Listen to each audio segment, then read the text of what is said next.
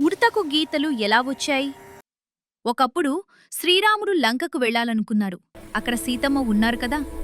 శ్రీరాముడు రామేశ్వరము దగ్గరకు వచ్చారు. అక్కడొక పెద్ద సముద్రం ఉంది. ఆ సముద్రం దాటాలంటే వంతెన కావాలి.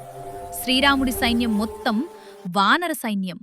హనుమంతుడు, సుగ్రీవుడు అందరూ కలిసి వంతెన కట్టడం మొదలుపెట్టారు. వారు పెద్ద పెద్ద రాళ్లు తెచ్చి సముద్రంలో వేశారు. ఒక రారాయి మీద ఇంకొక రాయి పెట్టారు. అక్కడే ఒక చిన్న ఉడత ఉంది. ఆ ఉడత అన్నీ చూస్తోంది. ఉడత అనుకుంది, నేను చిన్నదానినే కాని శ్రీరాముడికి సహాయం చేయాలి. అప్పుడు ఉడత తన చిన్న వీపు మీద ఇసుక, మట్టి, చిన్న రాళ్లు మోసుకువచ్చింది.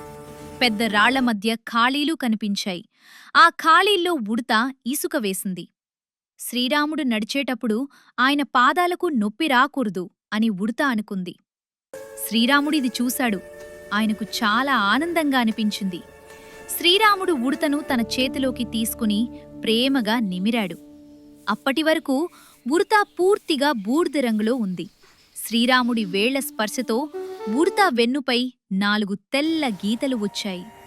అప్పటినుంచి మనము చూసే ఉడతల వెన్నుపై తెల్ల గీతలు ఉంటాయి.